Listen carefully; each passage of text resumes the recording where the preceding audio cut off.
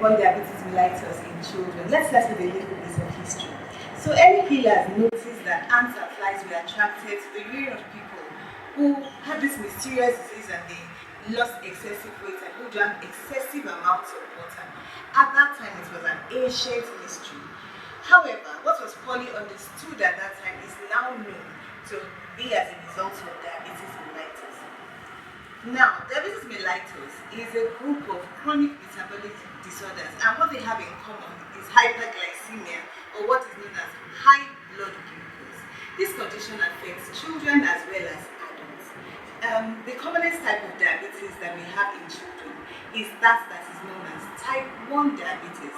It is important to have an awareness of this disorder so that we can reduce the number of illnesses, complications, and deaths that result from this disorder. Type 1 diabetes mellitus, as I said earlier, is the most common type of diabetes in children. And what causes that type 1 diabetes mellitus? It is as a result of antibodies, we call them autoantibodies, that the body develops against itself, and particularly against an organ in the abdomen known as the pancreas. So what the autoantibodies do is to destroy the pancreas, and particularly the part of the pancreas which is known as the beta cells of the pancreatic islets that produce insulin. So when they destroy insulin, the secretion of insulin is affected, and children will now have type 1 diabetes. Now, what insulin does is to act as a key, and that key opens the door of the cells of the body such that glucose is moved from the bloodstream into the cells for the use of the body. However, when the key is missing or is deficient, is not there, what then happens is that there is an accumulation of glucose in the blood, and little glucose gets into the cells. And so the cells begin to starve, which we call starvation in the midst of plenty. So the cells starve, and then what is known as cell starvation then appears as weight loss that was not intended. How do we treat this?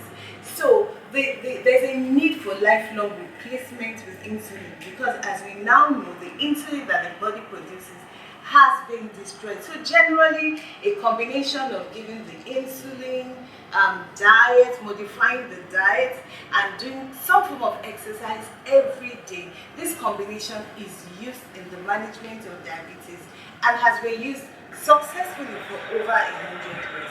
So how does one begin to suspect if a child has type 1 diabetes? First of all, there is weight loss which is unintended, and this is progressive. And then one notices that the child has excessive thirst. That's the body's way of compensating for the high blood glucose. And so as a result of the excessive thirst, this child now drinks lots of water. When the child drinks lots of water, the child urinates excessively. And along with the urination, the glucose is passed out. So water, urine is also, the water in the urine is more copious than usual. And some children actually develop what we call enuresis, bedwetting, for the first time in a child that has already become continent. So those things are pointers to the fact that a child could be suffering from type 1 diabetes. If the diagnosis goes on and nobody knows that that child has type 1 diabetes, the child may have complications.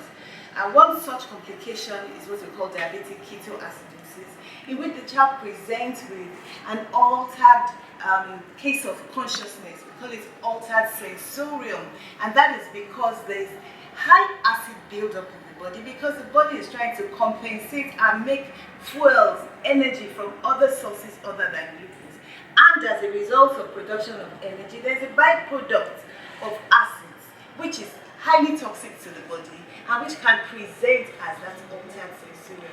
Many times, children that have type 1 diabetes get triggered into this complication of diabetic ketoacidosis because of an underlying infection. It could even be malaria, it could be bronchopneumonia, it could be a diarrheal disease, so that the underlying infection, underlying condition, the type 1 diabetes mellitus, may be mixed, and then one focuses more on the infection that triggered the onset of this type 1 diabetes mellitus in the first place. So, what should be done? If you know any child that has any of the symptoms that we have talked about, advise them to do 4 things. 1, consult a pediatrician, and if there is no pediatrician readily available, let them consult their physician. 2, carry out requested tests.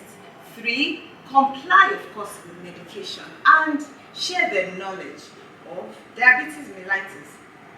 So in summary, we have talked about diabetes mellitus and the cause and the complications and how you can identify it.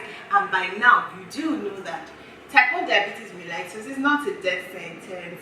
It's a condition that can be well managed, and early diagnosis that can be made by asking simple questions. Is there weight loss? Is there excessive thirst? Is there excessive drinking? Is there excessive urination? These things can lead to a diagnosis, and then further tests can confirm this diagnosis. Yes, so you can help to save the life of a child.